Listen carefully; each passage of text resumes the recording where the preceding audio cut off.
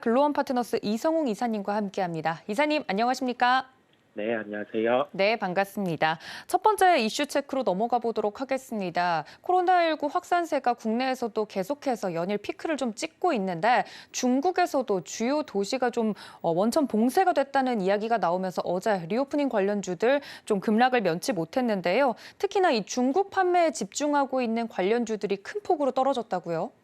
네, 아무래도 중국 같은 경우가 코로나 확진자가 증가를 하면서 도시 봉쇄까지 이어지는 국면에서 최근에 강세를 나타냈던 화장품 업종 같은 경우가 조정세를 나타내는 걸 저희가 확인을 할 수 있었습니다. 일단은 리오프닝 관련해서는 조정 시 매수 관점은 계속 지속적으로 유지를 하고 있고요. 반면에 이제 어제 화장품 업종 중에서도 주가 흐름이 갈렸는데 아모레퍼시픽 같은 경우는 최근에 저점까지 주가가 하락을 하는 모습이었고요. 나머지 종목들 같은 경우도 하락세가 있었는데 상대적으로 대형 화장품주 같은 경우에는 한국 콜마 같은 경우가 상승 시에는 강하고 하락 시에는 그래도 주가적인 측면에서 선방을 하는 걸 확인을 할 수 있었기에 이 둘의 차이 같은 경우를 살펴보면은 아모레 퍼시픽 같은 경우는 현재 이제 젊은 층의 제품보다는 약간 나이가 있는 장년층의 제품이 판매가 되고 그다음에 중국 쪽 로컬에서 뚜렷하게 지금 우리나라로 기존에 많이 있었던 타이공 판매라든지 그런 게 많이 줄어든 상황이기 때문에 이러한 영향을 미친 것으로 보입니다. 업종 내에서도 종목별 차별화 이어질 수 있다는 점을 염두에 두셔야 할 것으로 보이고요. 리오프닝 중에서는 기존의 시각과 동일하게 조정 시에는 엔터 업종을 탑픽으로 살펴보는 게 훨씬 더 나을 것으로 보입니다. 엔터 업종 중에서 특징주로는 JYP 엔터를 말씀드리겠는데요. 전일 같은 경우 장 마감에 실적 발표가 있었습니다. 영업이익은 163억 원으로 기대치를 소폭을 상회를 하는 모습이었는데요. 순이익 같은 경우가 눈으로 보기에는 상당히 잘 나왔는데 이 부분에서 디어유 관련해서 평가 차익이 반영이 되었습니다. 그렇다 보니까 예상치보다는 큰 폭의 수익을 실현을 한 것으로 보이고요. 추가적으로 이제 정관 변경을 통해서 가상화폐 관련 업을 사업의 내용으로 추가를 했습니다. 이 부분은 아무래도 보유하고 있는 그런 가수들의 IP를 통해서 가상화폐와 함께 연동된 사업을 할 것으로 예상이 되고요. 본업적인 측면에서 경쟁력이 상당히 강한 것을 저희가 JYP 엔터의 실적이라든지 누적된 실적을 통해서 확인을 할 수 있습니다. 아티스트 IP 개발에 계속 집중을 해온 상황이고요. 그렇다 보니까 엔터 상장사들 대비해서 수익성 측면에서는 가장 높은 것을 저희가 확인을 할 수 있습니다. 영업이익이 20%대를 계속 유지를 하고 있는 상황이고요.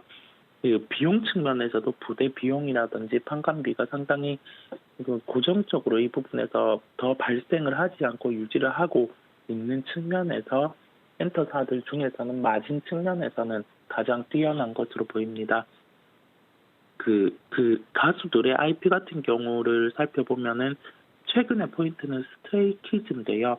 작년에 8월 정규 앨범으로 판매한 게 130만 장 판매를 했었고 11월에 스페셜 앨범으로 70만 장 판매.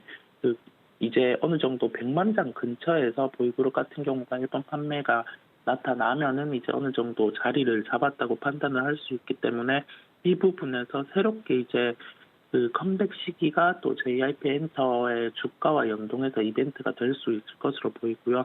올해 3월 같은 경우 컴백이 예고되고 있습니다.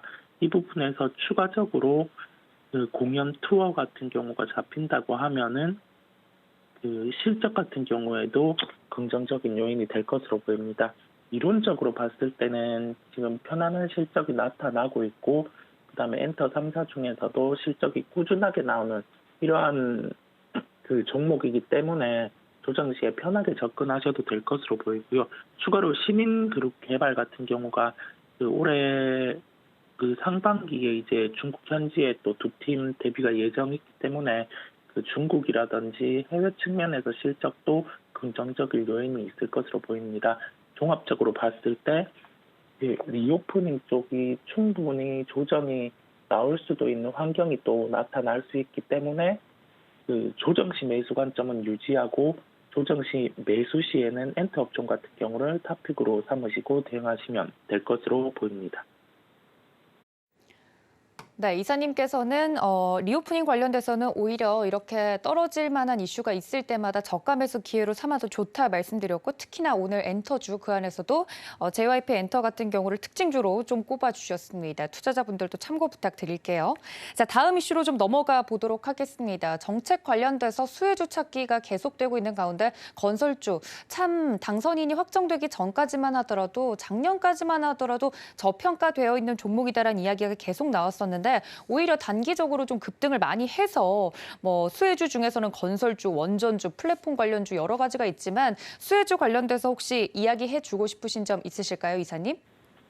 네, 그 이제 정책 같은 경우가 본격적으로 반영이 되는 게 이제 신정부에서 일단은 큰 부분의 정책은 발표를 한 상황이고요. 그렇다 보니까 정책의 중심에 건설업종이 있다 보니까 선행해서 주가가 상승하는 모습 저희가 확인을 할 수 있었습니다.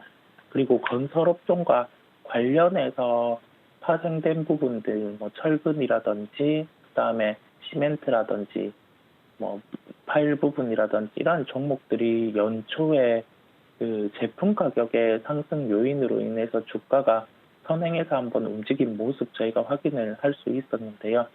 원자재 가격 상승 자체가 이 부분에서 부담스럽지 않을까라고 생각을 해볼 수 있는데 그 제품 가격이 추가적인 상승의 요인이 높기 때문에 이 부분에서는 큰 부담이 없을 것으로 개인적으로 판단을 하고 있습니다.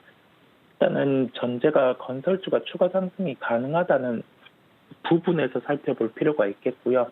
이런 측면에서 봤을 때 제품 가격이 나타날 수 있는 시멘트, 철근주 같은 경우에 주목이 필요한 것으로 보입니다. 특징주는 대한제강이고요. 그 국내 철근 업황 자체가 기존에는 아파트 분양 증가에 따라서 수요 측면에서 작년 2분기 이후에 역대급으로 호황이 지속되고 있고요. 그 국내 철근 기준 가격 자체도 올해 1월에 약 96만 원에서 2월에는 99만 원으로 상승하는 모습을 저희가 확인을 할 수 있었습니다. 3월에도 추가적으로 3만 원의 인상이 나타나는 것으로 보이고요. 이러한 부분에서 제품 가격 상승이 연속되고 있고 건설 관련해서 본격적으로 이제 정부의 정책이 뚜렷하게 발표가 추가적으로 나타난다고 하면은 건설주 같은 경우 선행해서 상승을 해 있는 상황이다 보니까 이제 뒤이어서 철근이라든지 시멘트 쪽 그 가격 인상의 그런 반영에 주목할 필요가 있을 것으로 보이고요. 그렇다 보니까 그 상대적인 주가 상승이 나타난 종목 같은 경우는 조정 시에 분할 매수 같은 경우 접근 가능한 구간이거든요. 그렇다 보니까 이 부분에서 제품 가격 상승 요인에 주목하면서 분할 매수 대응하시는 게 나을 것으로 보입니다.